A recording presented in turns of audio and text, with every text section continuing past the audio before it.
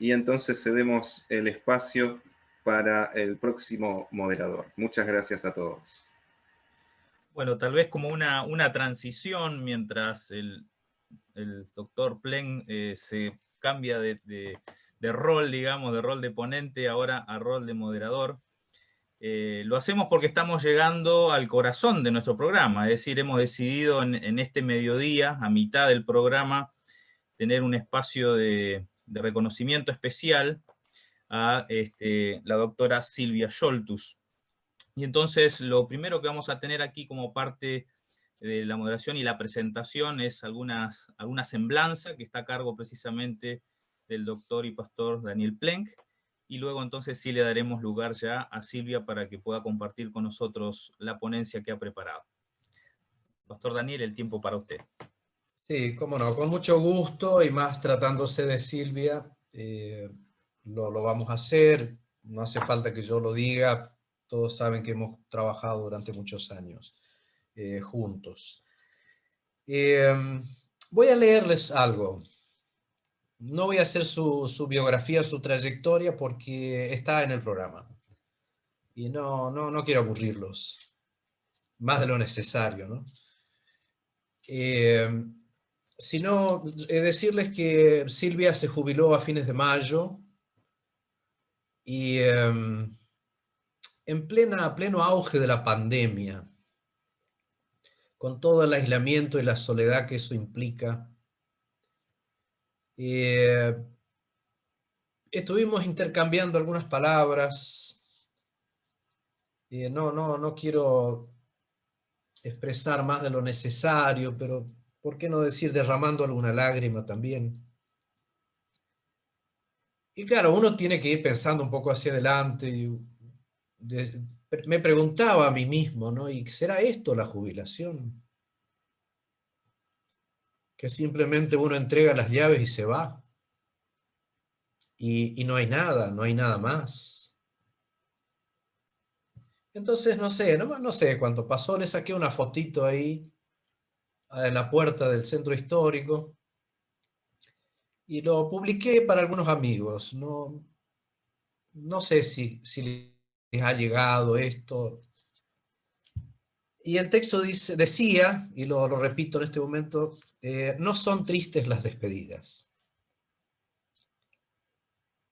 Hay quien recuerda con nostalgia lo que decía el poeta en algún verso dormido de su infancia. Dicen que no son tristes las despedidas. Dile a quien te lo dijo que se despida.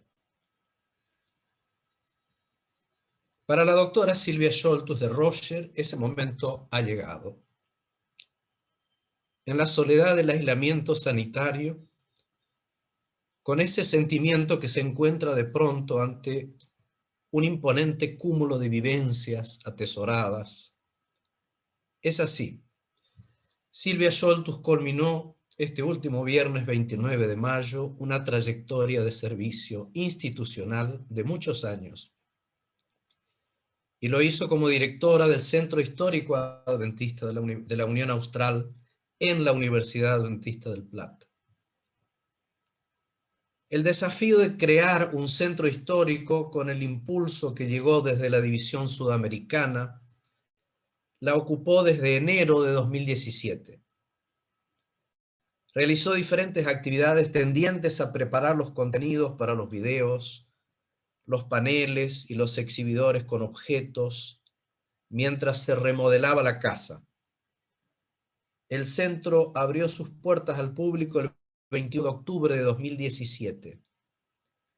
De ahí en más siguió una intensa actividad de difusión por medio de la comunicación personal y social, las redes, las conferencias públicas y las exhibiciones locales, un énfasis en investigación histórica, la producción de artículos y libros, el aumento de archivos y colecciones, así como una estrecha colaboración con el proyecto mundial de la Enciclopedia Adventista del Séptimo Día.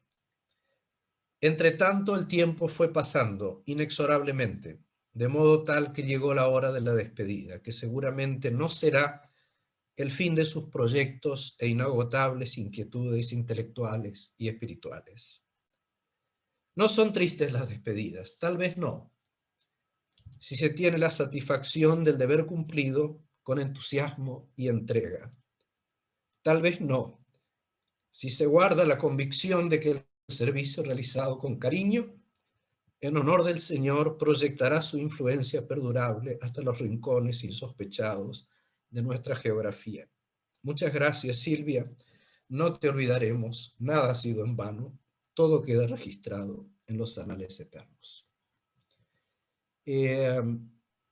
Dejo ahora que Silvia haga su ponencia, que hable de lo que quiera. No me acuerdo ni de qué va a hablar, así que lo mío termina acá. Y simplemente decir que ha sido un privilegio compartir todos estos años. Y pienso que cada uno de los colegas presentes también en este encuentro valorará aquello que haya recibido, que haya compartido. Adelante. Me alegra verlos. Muchas gracias por estas palabras de aprecio, realmente las valoro mucho. A veces cuando uno pasa el tiempo, pasa tan rápido y de repente se encuentra que ya está haciendo, pasando el tiempo de tal manera que se nos escapa de la mano, como los granos de arena, ¿no? Pero ante todo quería agradecerles nuevamente, realmente por sus palabras de aprecio, por estas jornadas, y felicito al equipo que organiza estas reuniones. De paso, ustedes saben que uno de los temas a los que me he abocado por razones laborales ha sido la historia de la Iglesia. Así que en este momento la UAP está haciendo historia, les guste o no. Porque al menos tengo idea que están haciendo reuniones en honor a una mujer por primera vez en su historia, y también en la división sudamericana. Así que felicitaciones por hacer historia, por hacer una historia inclusiva, ¿sí? Eso es muy importante. Me alegra ver a varios de ustedes. Sé que he sido docente de ustedes, espero que no me recuerden mal. Pero sobre todo a varios de ustedes con el que hemos hecho varias investigaciones conjuntas, he tenido el privilegio de participar en publicaciones y demás. Realmente ha sido todo un honor estar con ustedes y compartir momentos de diferentes diálogos sobre los temas que estuvimos tratando. Pero como el tiempo es tirano, me gustaría empezar entonces con el tema. He puesto algunas citas que no voy a tratar sobre lo que se ha dicho en la historia sobre algunas mujeres. Yo me imagino que como lo han dicho los hombres, ustedes las conocen. Así que no voy a reiterarlas, las tengo en mi escrito. Pero en relación con mi temática de hoy, quisiera comentarles la razón y su título. Recuerdo que hace unos años me pidieron integrar un equipo de historiadores para biografiar a los hombres que hicieron sus aportes para la misión adventista en el continente sudamericano. Mientras revisaba e investigaba los materiales, noté que siempre se dejaba en el olvido el legado de varias mujeres que también habían hecho aportes importantes en la misión, y me surgió la inquietud de reunirlos y ponerlos por escrito. Esto quedó plasmado en mi libro titulado Liderazgo Femenino, los inicios de la Iglesia Adventista en Sudamérica, que salió en su primera edición en el 2012. Y poco después también se hicieron otras ediciones en el 2013 y el 2019, incluso con una traducción al inglés. Poco tiempo después, entre los años 2013 e incluso el 2019, se me pidió escribir la biografía de un teólogo influyente del siglo XX para la publicación de un primer volumen sobre el tema que ha mostrado hace un rato nuestro amigo aquí, el pastor Bosca. Y para el segundo volumen se me envió una invitación con una lista de posibles teólogos para elegir. Respondí con una inquietud. ¿Por qué en la lista no aparecían mujeres? ¿Por qué? Entonces he notado que hay una dificultad para integrar a las mujeres en este ámbito como pensadoras. La historia de mujeres intérpretes de la Biblia es un área descuidada de estudio. Ya varios autores han notado que en cada generación ha tenido mujeres que interpretaron las escrituras y se hicieron preguntas similares. Por ejemplo, la misma Iglesia Católica Romana ha tenido un espacio para que las mujeres logren desarrollar su espiritualidad y educarse en el área teológica con la apertura de varias órdenes. Ya eso empezó a surgir en el siglo IV y V. Es una pena que la memoria de los aportes de estas mujeres no se hayan retenido. Recuperar esta herencia es una tarea importante para romper el círculo de olvido. Estas mujeres de fe llegaron a dar la vida por lo que creyeron, al igual que los hombres, se transformaron en mártires. Se necesita oírlas, aprender de ellas y pasar su memoria a las generaciones futuras. Por ejemplo, Harriet Stowe, que vivió entre 1811 y 1896, y Elizabeth Baxter, entre 1837 y 1926, dejaron un legado de varias obras publicadas. Stowe es reconocida o recordada por su novela La cabaña del tío Tom. El impacto social de sus novelas hace que se olvide que también escribió sobre la Biblia y su interpretación. Baxter es poco recordada, aunque publicó más de 40 libros y predicó a miles de mujeres durante las cruzadas de Moody y Sankey en Inglaterra en la década de 1870. Lo que estas mujeres escribieron sobre la Biblia son un legado que nos pertenece debido a la influencia social que tuvieron en sus propias épocas. Nos hemos olvidado de este legado y es importante recordarlo. Hay investigaciones esporádicas acerca de la historia de la interpretación bíblica que incluyeron mujeres. Estos estudios comenzaron a proliferar entre fines del siglo XX y comienzos del siglo XXI. Hace poco más de 10 años ha salido el resultado de un estudio de varios eruditos que presentan una compilación donde se listan unas mujeres seleccionadas que a lo largo de la historia han contribuido en la interpretación de la Biblia. Pero la tarea sigue pendiente. Estas publicaciones hacen que los eruditos emprendan la tarea de revisar conceptos sobre la historia de la interpretación bíblica, porque al no incluir la voz femenina se pierden algunos detalles, e influye en el estudio contemporáneo sobre las mujeres y la Biblia, el rol de las mujeres en la Iglesia, el surgimiento del feminismo religioso y los temas que necesitan espiritualmente ser tratados en el ámbito religioso pertinentes al género femenino. Un estudio de la interpretación que las mujeres hicieron de la Biblia también presenta la forma diferente en que hombres y mujeres pueden acercarse a las escrituras a la luz de sus propias experiencias de vida. En este caso, probablemente de género.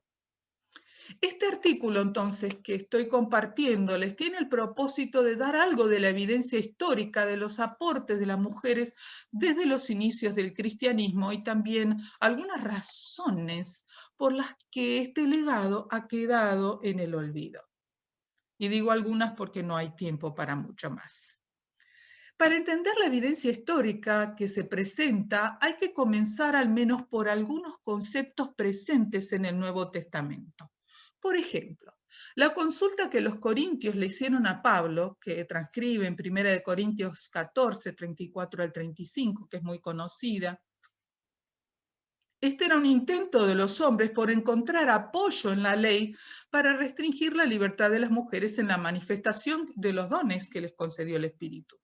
Pero esta ley era la Torá oral, confrontada por Pablo muchas veces en sus escritos como posible autoridad para los creyentes en Cristo, al punto de que, decía el mismo Pablo, si se pretendía observar esta ley Torá oral, implicaba rechazar a Cristo.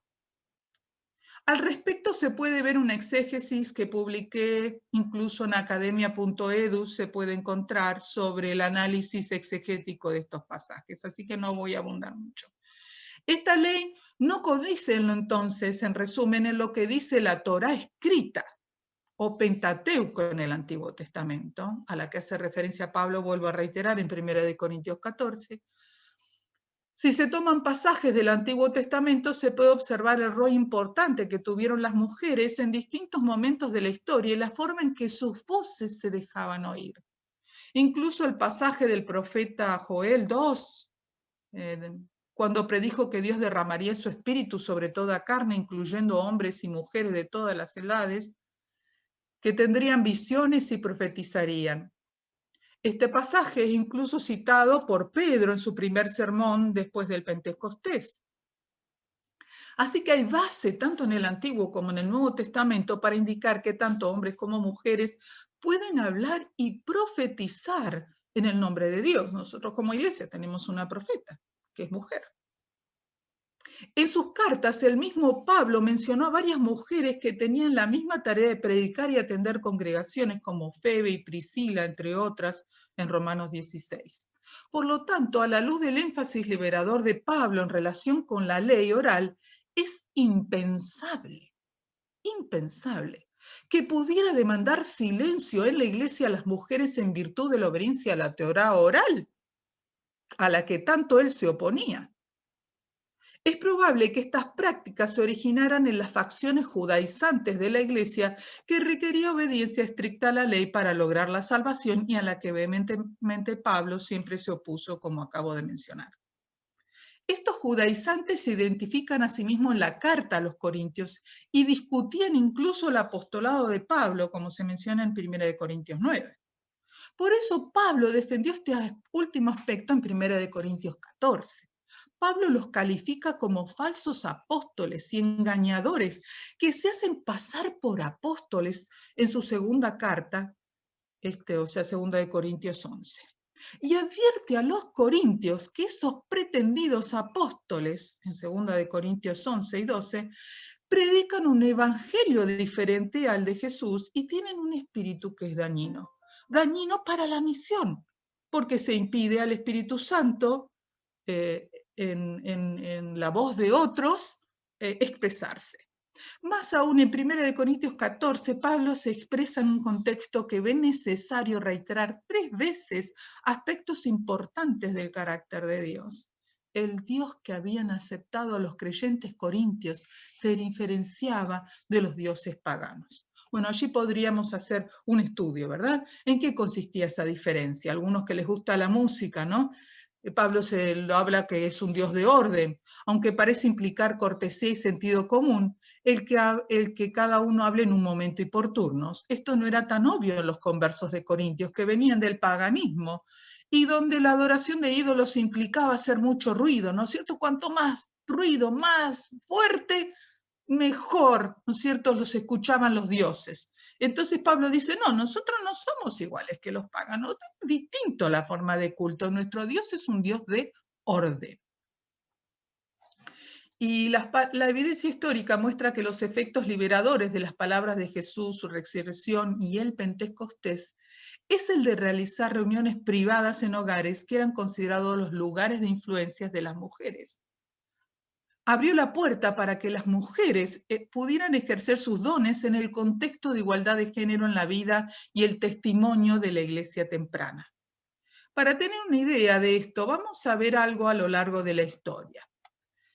Yo no voy a mostrarles aquí porque no nos da el tiempo, pero he hecho 2 listas.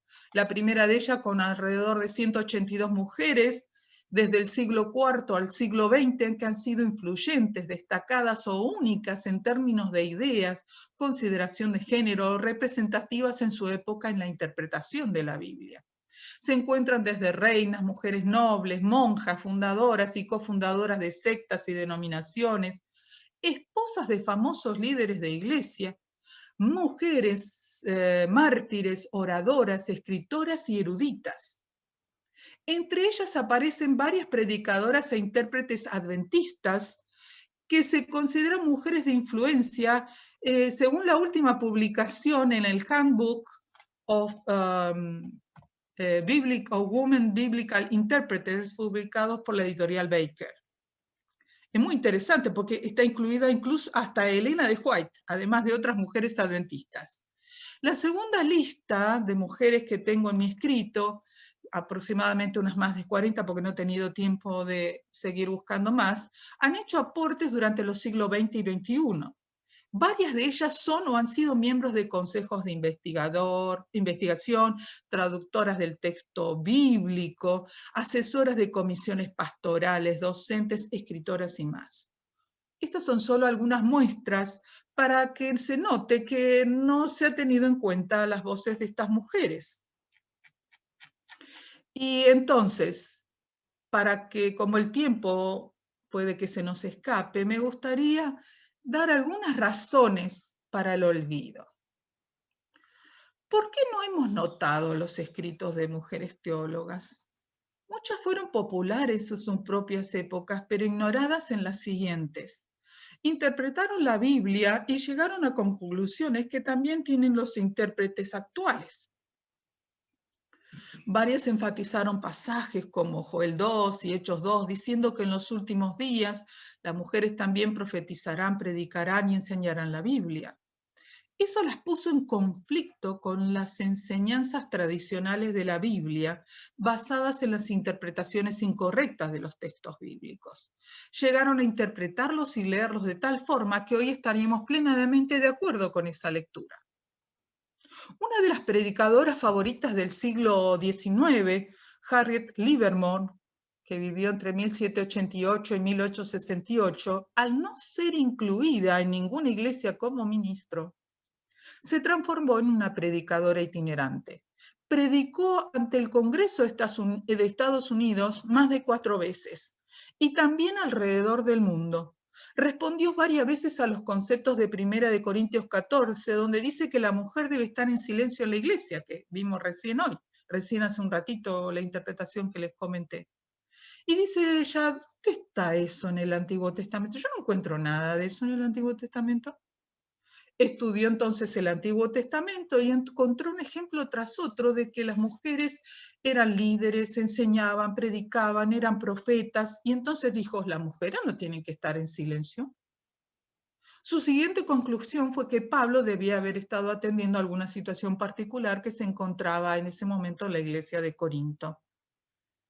Y ella escribió esto en 1824. En el siglo XIX se pueden encontrar incluso 45 comentarios sobre el Apocalipsis hechos por mujeres. Pero muchos de ellos ni siquiera se los ha leído o citado. ¿Por qué sobre Apocalipsis? Bueno, ustedes saben que ese siglo, en los inicios de ese siglo, era un tema de estudio entre los eruditos. Tenemos plenos movimientos, ¿no es cierto?, de interpretación profético entre los que se encuentra en nuestra iglesia. El movimiento milerita también. Cada generación tuvo mujeres que se expresaron en la interpretación del texto bíblico, pero no se han preservado. Y muchos tuvieron que reinventar la rueda. Aunque se puede documentar que las mujeres fueron activas en cualquier rol dentro de la iglesia primitiva, el material escrito sobre historia que ha sobrevivido fue producto de los hombres, muchos de los cuales, o varones, muchos de los cuales no valoraban el significado de los roles de liderazgo de las mujeres. Los cambios de reunión de los lugares de reunión del hogar a los edificios públicos de iglesia documentan una pérdida de libertad, especialmente para las mujeres, cuyas esferas apropiadas de actividad habían sido consideradas mayormente en el hogar.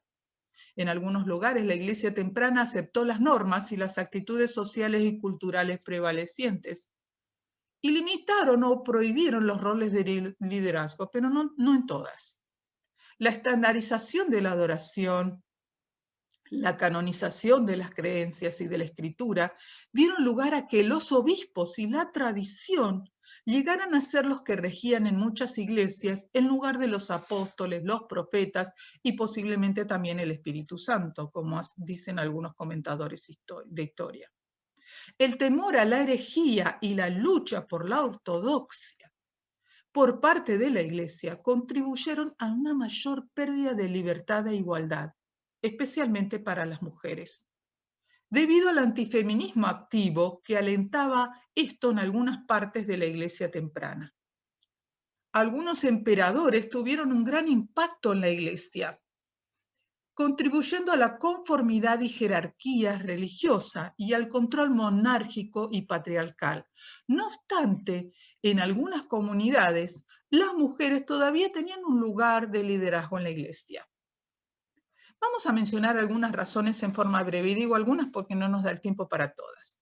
Primer factor o razón, la interpretación bíblica y el liderazgo eclesiástico.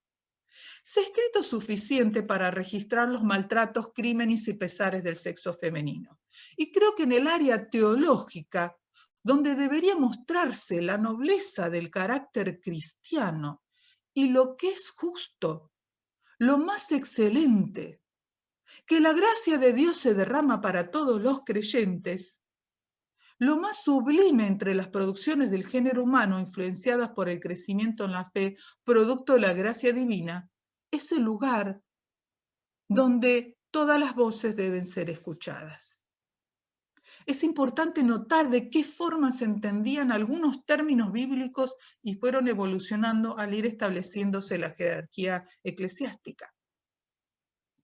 Esto mostró marcadamente una actitud interpretativa y repercutió en la misión de la Iglesia, al afectar la actitud que se tenía, como ya vuelvo a decir, en relación con las mujeres en funciones de liderazgo. La palabra obispo, episcopos, se la puede traducir como supervisor y se refiere a los oficiales de iglesia, pero en sentido menos técnico que lo que sugería el término actual obispo. Era un supervisor. Posteriormente llegó a ser intercambiable con el término anciano y hacía referencia inicial a los que gobernaban las sinagogas judías, que en algunos casos incluían mujeres. Ustedes saben que en las sinagogas no solo eran gobernadas por hombres, sino por mujeres de influencia. Los primeros ancianos cristianos eran líderes que supervisaban y cuidaban a las personas que Dios les había confiado. Fueron elegidos por su habilidad para administrar sus hogares y enseñar a otros, influenciado posiblemente por el modelo de liderazgo, vuelvo a reiterar, de las sinagogas. Al comienzo, el lugar de reunión de la iglesia incluía casas privadas, consideradas la esfera de acción de las mujeres. Y fue así que el liderazgo administrativo se encontró en manos de los que atendían lo doméstico. Eso hizo más fácil para las mujeres que estaban acostumbradas a ejercer autoridad, llegar a ser patronas y funcionar como protectoras, anfitrionas y alojadoras de líderes eclesiásticos, porque algunas eran ricas, educadas y tenían un alto estatus social en sus comunidades. Los registros bíblicos mencionan una iglesia en el hogar de Ninfa, otra en el de Cloe y probablemente Febe. Febe es también llamada ministro de la iglesia, el equivalente a diácono en griego. La palabra ministro es del latín, diácono es en griego, así que a veces se traduce la palabra diácono en vez de como diácono, como ministro. Y hay ahí un cambio de terminología que no corresponde. Se puede notar mejor esto en la nueva versión internacional, que ya hace un poco más de justicia a la traducción de estos términos. Esto debía ser más que un rol de liderazgo en los inicios, porque no hacía diferencia entre la forma femenina y masculina del término. Otras mujeres que tenían reuniones en sus hogares incluyen a María de Jerusalén en Hechos 12, Lidia en Hechos 16. Posteriormente, el término diácono fue usado exclusivamente para los varones y se empleó el equivalente femenino diaconisa para el liderazgo de las mujeres que asignaban tareas a otras mujeres. El apóstol Pablo hizo comentarios sobre las cualidades del liderazgo de Febe cuando escribió las indicaciones finales de su carta. Y dijo que ella era una próstatis o patrona.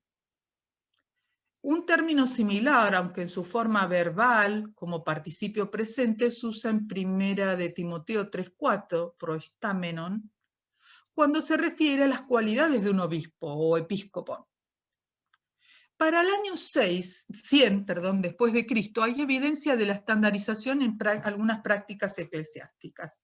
Para el siglo III, los obispos, ancianos, presbíteros y diáconos crecieron en una jerarquía de profesionales ordenados eclesiásticamente y como responsables de edificios de iglesia reconocidos públicamente, porque es en ese siglo justamente donde la iglesia empieza a trasladarse de los hogares a los edificios de iglesia.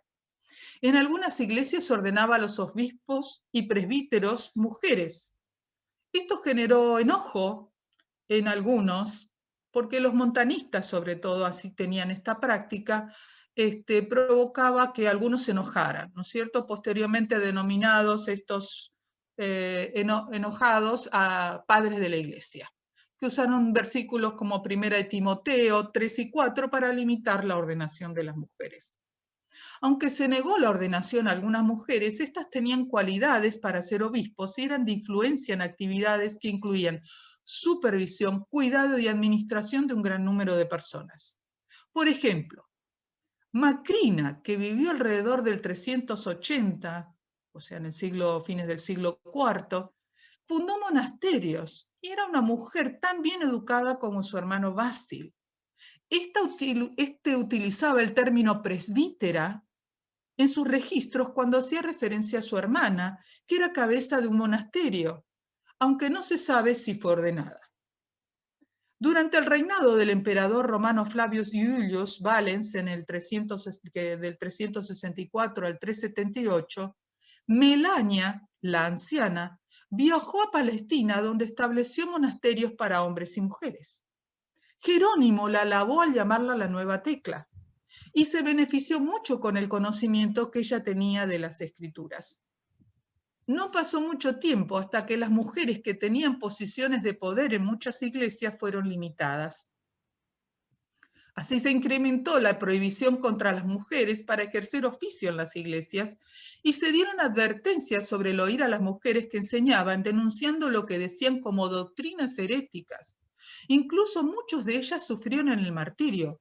Es posible que algunas pudieran expresar teologías erradas, pero convengamos que tampoco de esto estaban exceptuados los hombres. Ahora estamos discutiendo justamente de eso, ¿no? ¿No es cierto? La influencia de algunos que aunque tuvieron una doctrina cerrada fueron influyentes.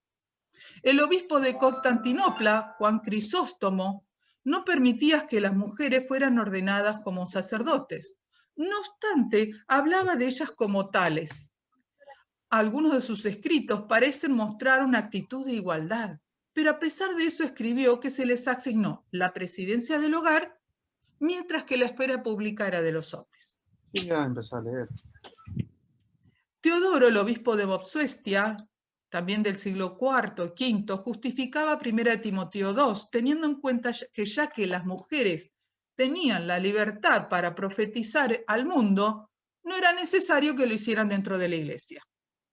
Un poco contradictoria la cuestión, ¿no? Pero bueno, con el correr de los siglos se observa cada vez mayor restricción a la posibilidad de que las mujeres asumieran cargos administrativos eclesiásticos que les permitieran liderar sobre los hombres. Lo mismo puede decirse en relación al cargo de apóstoles. Es evidente que al inicio, en la iglesia cristiana primitiva, las mujeres estuvieron activas de muchas formas, incluso en roles de liderazgo como apóstoles, profetas y obispos, pero también desde el mismo comienzo hubo controversia sobre el rol de la mujer en la iglesia. Al pasar de reuniones en los hogares, vuelvo a reiterar, a los edificios públicos, las comunidades comenzaron a cerrarse más en la cuestión de otorgar roles de liderazgo a las mujeres. Un segundo factor, la falta o eliminación de legados escritos. Se observa la falta de legados escritos dejados por mujeres comparados con los dejados por los hombres. La disponibilidad de lo publicado por mujeres sobre la Biblia ha variado a lo largo del tiempo. Se han encontrado pocos registros entre los primeros 12 siglos de la era cristiana. En el periodo posterior a la Reforma se incrementó lo publicado por mujeres, probablemente por el auxilio de la imprenta y el acceso a la alfabetización y la educación para todos, propuesta por Lutero. Muchas de ellas publicaron comentarios más académicos que populares. publicaron más comentarios académicos que populares. La historia de la interpretación bíblica es pobre al incluir solo la voz y la obra de los académicos más destacados en las iglesias y las sinagogas. Por ejemplo, solo 3 mujeres se incluyen en el Dictionary of Major Biblical Interpreters de Donald McKean. Ellas son Julian de Norwich del siglo XIV, Philip Tribble del siglo XX y Elizabeth Schuller-Ferenza también del siglo XX. Las mujeres fueron consideradas intérpretes del área popular y tuvieron más influencia que muchos intérpretes eruditos, pero así y todo, no se las incluyó en la historia de la interpretación bíblica. Eso se debía a que las mujeres no tuvieron acceso por muchos años al entrenamiento académico ni siquiera al estatus de oyentes en la universidad. Tampoco en la iglesia, en la sinagoga e incluso el acceso a la prensa. Esto hizo que se perdiera la voz de la mujer en la iglesia. A lo largo de la historia, las mujeres han escrito sobre diferentes temáticas bíblicas. Los registros muestran un abanico variado de comentarios sobre casi toda la Biblia. Los comentarios van desde Génesis hasta el Apocalipsis.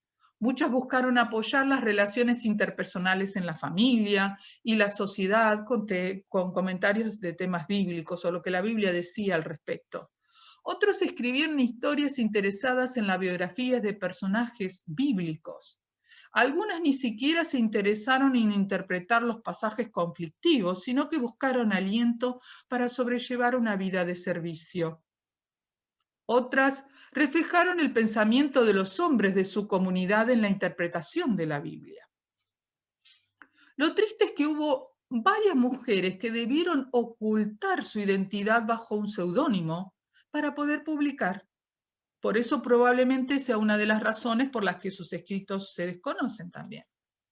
Incluso algunas asumieron el riesgo de ocultar su género para poder acceder a los estudios teológicos vedados a las mujeres. Las dificultades sufridas produjeron contrarreacciones con el correr de los siglos, que se analizan hasta hoy día. Por ejemplo, no faltan aquellos tradicionalistas y fundamentalistas que tildan el interés de las mujeres en la educación teológica como un feminismo dañino y con sospechas de revolucionarias. Y aquí hago un paréntesis y disculpen, pero me lo han dicho a mí misma, ¿no es cierto? O sea, ¿por qué se me ocurre estudiar doctor en teología? Las mujeres no estudian el doctorado en teología. Lo pongo aquí como paréntesis para que ustedes conozcan lo que tenemos que sufrir actualmente. Estas clasificaciones han llevado a situaciones límites que dejaron a muchas abrumadas por el maltrato recibido dentro de sus propias congregaciones eclesiásticas. En los últimos siglos, varias se interesaron en la filología semítica, la historia de las religiones, la arqueología, el criticismo bíblico, y no faltaron las que se abocaron a preparar escritos para la educación de niños y jóvenes. Incluso quienes expusieron sobre justicia social al observar las situaciones de pobreza, esclavitud, orfandad, falta de educación y problemas de género. Algunas mujeres del siglo XX, me voy a permitir citarlas. A ver, disculpen, la tengo en inglés. Por ejemplo, Elizabeth Elliot dice: el hecho de que sea una mujer no me hace una diferente clase de cristiano, sino que soy una cristiana que me hace una diferente clase de mujer. Noten ustedes qué interesante este pensamiento, ¿no?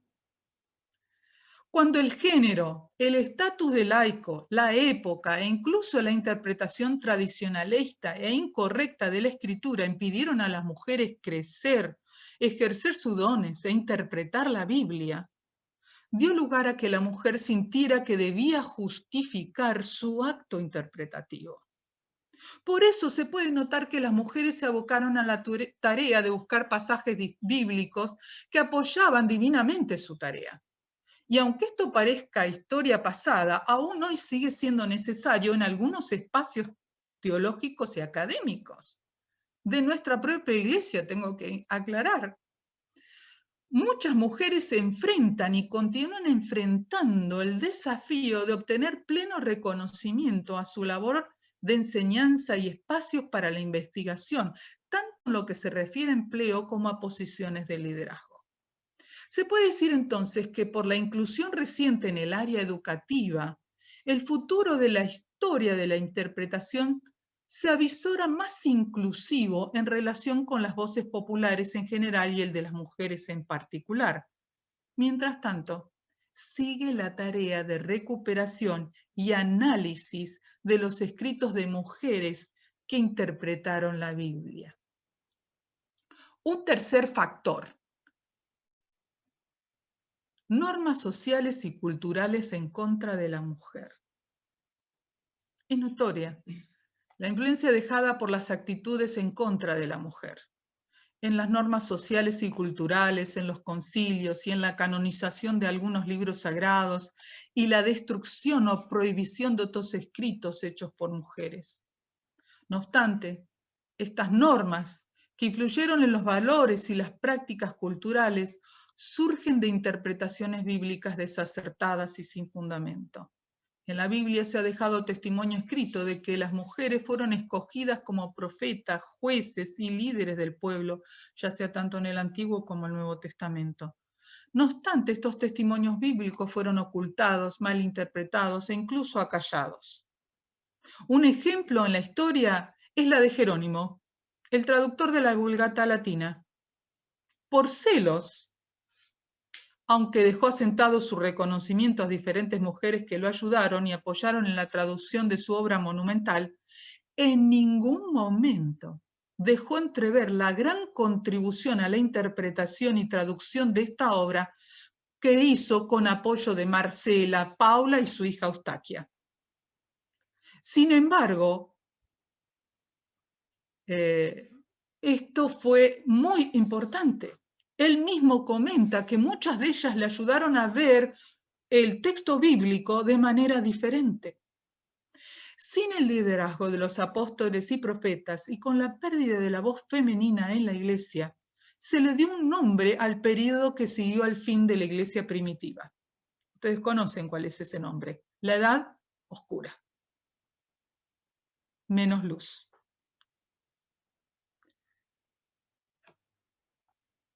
Me voy a permitir, antes de concluir, hacer mi conclusión, mostrarles una lista que tengo de las mujeres que mencioné, para que ustedes tengan una idea de algunas de ellas. Vamos a ver, compartimos pantalla.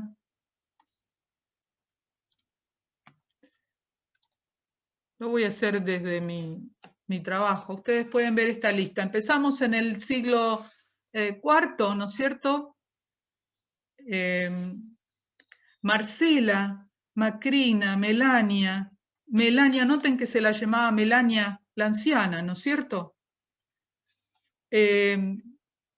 Tengo varios detalles sobre sus vidas, pero hay muchos que aparecen ya en distintos escritos. Noten que hay algunas, muy pocas, que se registran en los siguientes siglos y después empiezan a aparecer un poco algunas otras. Muchas de ellas han sido realmente porque fueron mujeres que tenían dinero, influyentes, que podían estudiar por su cuenta porque tenían acceso a la educación, digámoslo así, privada.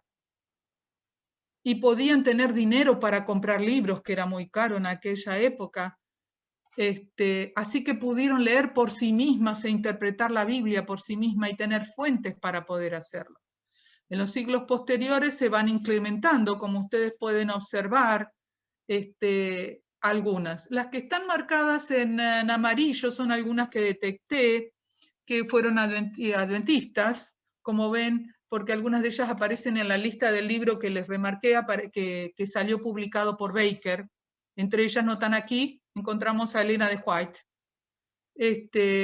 Así que es muy interesante notar cómo hay varias mujeres que hicieron contribuciones importantes. Y en la segunda lista estuve anotando algunas de hoy que se empiezan a destacar en los siglos pasados.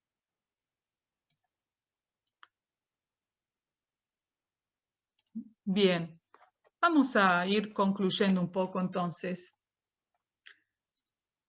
He escogido este tema para esta jornada porque estamos hablando de teólogos influyentes en el siglo XX y aunque yo no estoy remarcando ninguna teóloga influyente, me pareció importante que al hablar de hombres entendiéramos que no solo ellos influyeron en el crecimiento en la fe y en la formación de conceptos teológicos. Hay también mujeres que no se mencionan, estén acertadas o no como los hombres, en lo que es el pensamiento actual o la práctica teológica actual.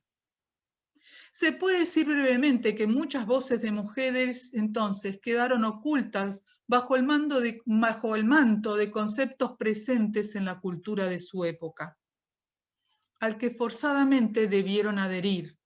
Otras valientemente se influyeron en sus interpretaciones en los grupos de su época. No obstante, la lectura que los hombres hicieran de los libros escritos por mujeres demuestra la poca o nula consideración que han tenido a sus contribuciones. Ustedes saben, cuando estamos en el ámbito académico y tenemos que hacer notas de pie, a veces somos selectivos en las notas de pie. Y entonces cuando otro lee nuestro trabajo, a veces se fija en las personas que citamos, en las notas de pie, y entonces los toma también como referentes, y así uno va creciendo como referente. Pero cuando no se citan mujeres, entonces obviamente quedan aisladas del contexto académico como referentes. Muchas de estas mujeres teólogas lograron su educación teológica sin educación formal. Fueron educadoras religiosas, pastoras y predicadoras. Es sorprendente la cantidad de mujeres que predicaron en forma pública y mediante sus escritos a lo largo de los siglos. Las mujeres que interpretaron la Biblia asumieron con seriedad esta tarea. Utilizaron una variedad de recursos que les fueron de ayuda. Su compromiso con el estudio nos desafía hoy en nuestras vidas, nuestro trabajo y nuestro servicio. Es obvio que la cultura influenció en las mujeres y los hombres que interpretaron la Biblia, pero también lo hicieron otros factores. A medida que se interprete la Biblia bajo los lentes de las instrucciones bíblicas y no de la cultura, podremos crecer en la comprensión de la palabra de Dios. Recordemos que la Biblia nos llama a ser contraculturales, porque la Biblia misma propone una cultura diferente a las culturas en las cuales estamos inmersos. Ya sea que se adhiera o no a los conceptos interpretativos que tuvieron las mujeres, ignorar sus voces es continuar rechazando la diversidad de pensamiento existente dentro de la Iglesia. Cuando recuperamos la historia, no podemos ser selectivos, incluyendo a uno y excluyendo a otros. Todas las voces deben escucharse para que el panorama sea completo y se encuentre el equilibrio al reconstruir la historia. La presente generación de intérpretes bíblicos, sean hombres o mujeres, necesitan continuar con la tarea de recuperación. La herencia que dejaron tiene que convertirse en nuestro legado para los futuros lectores de la Biblia. Eso no es feminismo, es inclusión a la manera de Cristo.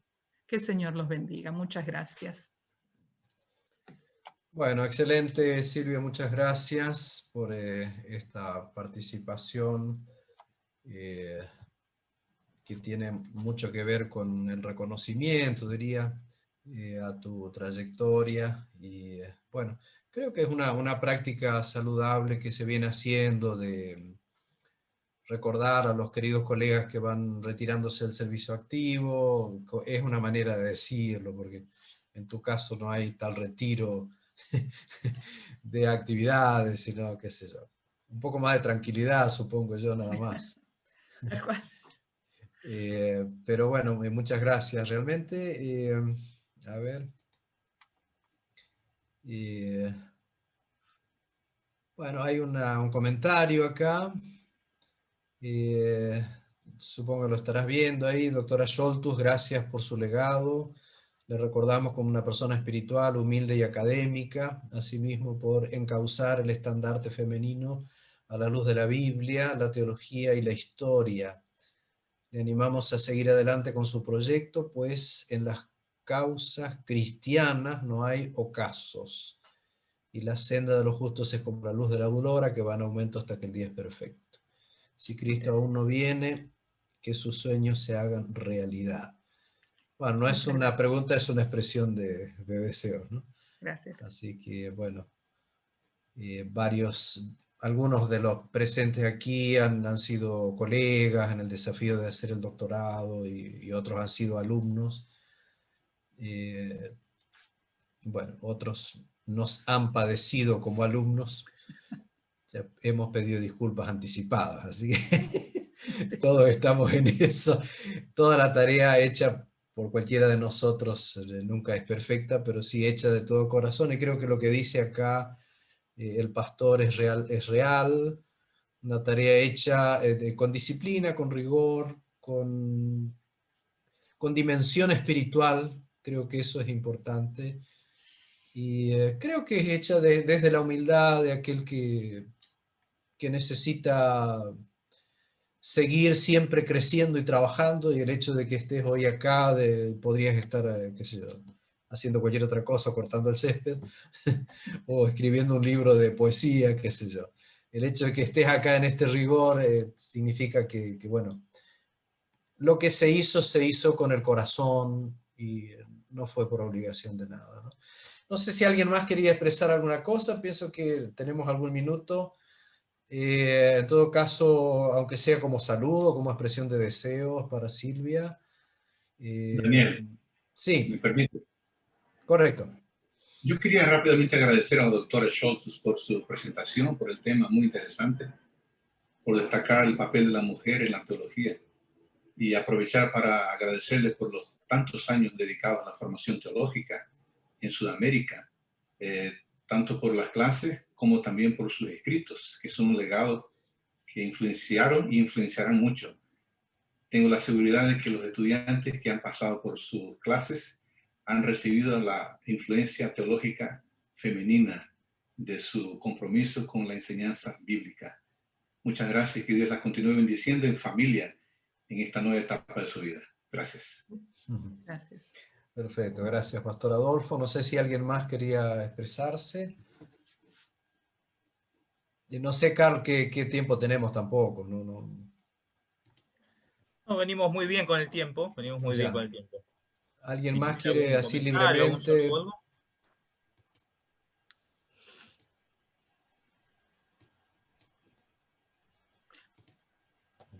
Bueno, si no... Aquí, Sí. Bien. aquí no sé, pero recibí una consulta, pero no sé si la recibió Daniel. Ah, sí. La pregunta es, en la praxis eclesiástica actual, ¿existe la posibilidad de que algún día las mujeres ocupen los cargos principales de la iglesia? Perdonen, pero no soy profeta. Casi. No obstante, puedo decirles que estamos evidenciando actualmente un poco más de reconocimiento. Ustedes saben, en algunos sectores de nuestra iglesia hay mujeres que están siendo ordenadas, están recibiendo el liderazgo de la iglesia. Si podrán acceder a las esferas, digamos, de dirección de asociaciones y demás, si es a eso a lo que se refiere. Bueno, tengo idea que alguna hay por allí ya ocupando esos cargos, pero ustedes recuerden que nuestra iglesia es multifacética. Hay lugares, y multicultural, hay lugares donde los hombres no pueden hacer un trabajo que solo hacen las mujeres. Y en algunos ámbitos es sumamente necesario, por no decir imprescindible, el liderazgo de las mujeres. Y a menos que se lo reconozca y se apoyen estos liderazgos para que puedan tener plena posibilidad de funcionar, nuestra iglesia no va a crecer, no puede crecer. porque el liderazgo, a menos que sea reconocido, no puede crecer. Eso nos pasa a nosotros, por eso trabajamos con el concepto de ordenación, que todos bien estamos en un ambiente teológico, nosotros bien sabemos que no existe la palabra ordenación en la Biblia, ¿no es cierto? O sea, es un término utilizado para decir administrativamente reconocemos que esta persona puede recibir el sueldo de parte de esta denominación. Eso es ordenación. No tiene ningún valor mágico, ningún concepto mágico existente por allí, ¿no es cierto? Lo único que a veces se lo intenta hacer parecido es con la imposición de manos, pero la imposición de manos no es considerada ordenación. La imposición de manos, si fuera considerada ordenación, tendríamos que hacerlo también sobre todos los misioneros sobre los que les imponemos la mano y que lo mandamos al exterior, ¿o no? Tendría que ser así. ¿Cuántos hay que de diferentes, que no son necesariamente teólogos, son administradores, médicos y demás, a los que se les impone la mano para asignarles la misión y la tarea de ir, vaya a saber a qué lugares del mundo, a ejercer esa profesión en nombre de la iglesia? Pero eso no se lo considera ordenación. Por lo tanto, en la práctica, veremos. Esperemos que todas las voces de la iglesia pueden ser escuchadas. Y aquí cuando hablo de todas las voces de la iglesia, no nos olvidemos que no solo me refiero a los varones y a las mujeres, sino también cuando hablamos de la capacitación en dones, todos los dones que sean escuchados, ¿sí? Y reconocidos. Porque aquí nos estamos metiendo en el terreno de los dones del Espíritu. Cuando nosotros reconocemos algo es porque estamos reconociendo que el Espíritu está actuando a través de esa persona o mediante esa persona, o que el Espíritu Santo está influyendo mediante esa persona. Y eso no tiene género, ni tiene profesión. Bueno, muchas gracias, Silvia. Entramos en temas difíciles para la Iglesia, indudablemente. Se ha discutido bastante sobre esto, se han tomado algunas decisiones y demás. Yo, más allá del tema de ordenación, que yo lo sacaría de discusión en este momento, pero sí recordar que existen mujeres en las más altas funciones de la Iglesia, a nivel de asociación general y otros niveles, y que históricamente ha sido así, tanto a nivel mundial como a nivel sudamericano, ¿no? Mujeres que han sido muy, muy destacadas realmente, ¿no? En la historia de la Iglesia lo sabemos muy, muy bien. Y yo solamente menciono una última cosita en relación a que cuando hablamos de estos temas estamos en un área de la teología que hace muchos años venimos mencionando que es un área que necesitamos trabajar más, que es el área de la eclesiología. Porque aquí estamos trabajando la diferencia que hay entre dones y funciones, por ejemplo, o dones y ministerios, que ya se aclaró un poquito. Pero indudablemente la eclesiología es un tema, diría, que comienza a tomarse, pero tenemos la convicción de que necesitamos seguir trabajando esa temática. Y dentro de eso están las funciones, y están los dones, y están los desempeños, y está la parte estructural de las iglesias, la parte constitucional de la eclesiología. De manera que, simplemente por una cuestión de vejez, nomás me permito decir esto, animar a nuestros hermanos que están estudiando y haciendo sus doctorados a que alguien se encarrile para el lado de la eclesiología, porque son temas que necesitamos seguir trabajándolos, sin ninguna duda. Gente, muchas gracias de mi parte y disculpen si nos pasamos un poquito. Gracias, Silvia, de nuevo. Un abrazo. Nada, gracias a todos. Muchas gracias, Pastor Daniel. Y bueno, Silvia, nosotros queríamos en este espacio poder tener unas palabras de gratitud a todo lo que ha sido tu trayectoria. De los ponentes, creo que soy el único que ha sido tu alumno, aunque aquí hay varios alumnos tuyos, ¿no? Gracias a Dios que nos acompañan aquí. Y uno siempre tiene una mirada de respeto y admiración con quienes fueron sus profesores, ¿no? Y en este último tiempo, a cargo de la Secretaría de Investigación, me ha tocado ese privilegio, esa oportunidad de en un espacio como este poder tener ese reconocimiento, ¿no? Algunos de los profesores que no es que los despedimos, porque creo que siempre contamos con ellos y ha sido así con los que han pasado y ha sido así con Silvia. De hecho, el año pasado tuvimos la oportunidad de tenerla participando de varias actividades que hemos organizado, a pesar de que ya estaba disfrutando de su jubilación. Y entonces uno agradece y valora muchísimo eso, ¿no? La disposición Y efectivamente todo docente deja marcas, deja huellas, deja inquietudes, deja horizontes nuevos, y eso es lo que uno realmente agradece. Nosotros teníamos pensado para esta instancia poder acercarte una plaquita, que era de alguna manera el recordatorio de este momento, de este espacio, en nombre de la Facultad de Teología. Específicamente sé que la UAP seguramente ya te ha acercado alguna cosita, pero como parte de la Facultad de Teología, la familia más chica, queríamos dejarte eso, pero bueno, algunos imprevistos en este contexto pandémico nos impidieron tenerlo listo para hoy, pero ten por cierto que lo vamos a hacer llegar con mucho cariño también a tu hogar. Pero en este espacio yo quisiera dar también lugar a nuestro decano, el doctor y pastor Sergio Becerra, que pueda también tener unas palabras alusivas por este momento. Bueno, yo quiero también sumar mis palabras a nuestra persona honrada en esta ocasión, Silvia. Con Silvia también hemos tenido mucha historia en todos estos años de trabajo acá en la universidad, en la facultad, me acuerdo que en la escuela sabática de la iglesia de la universidad, en proyectos de investigación y de publicación, y finalmente se nos cruzaron un poco los caminos también en proyectos históricos, y el centro histórico, el centro White. Así que tenemos muchos intereses comunes, Silvia, así que realmente te quiero felicitar por todo lo que ha sido tu aporte y ese cariño que le tienes al estudio, a la investigación.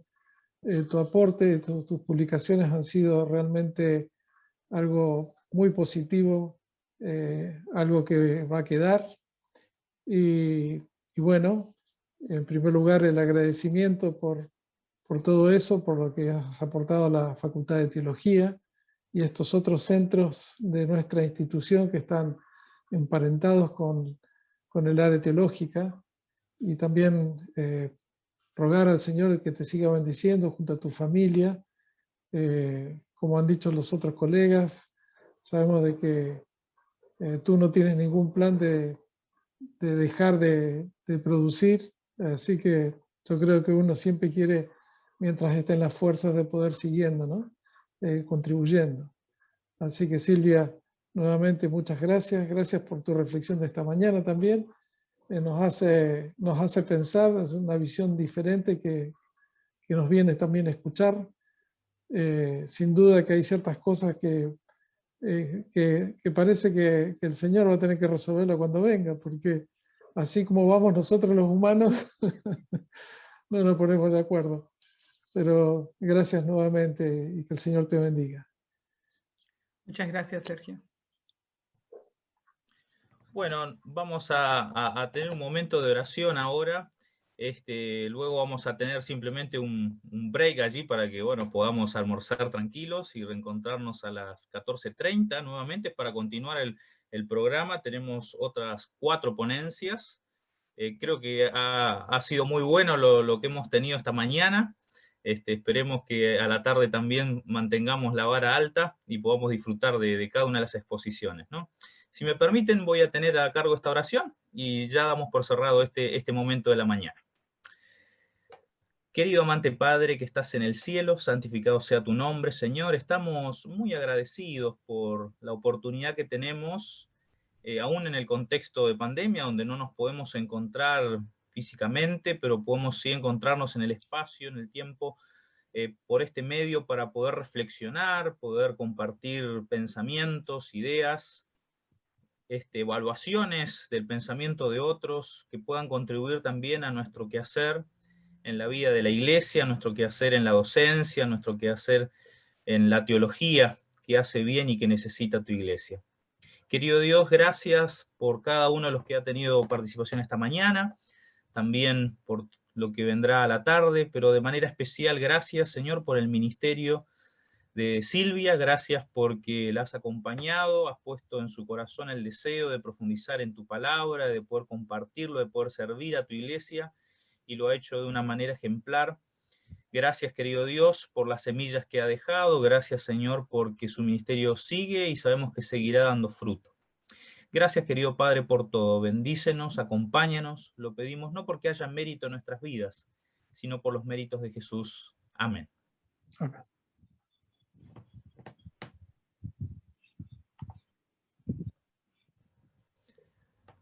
Muy bien, entonces nos encontramos a las 14:30, ¿ok? Aquí por el mismo link. Los vamos a estar esperando.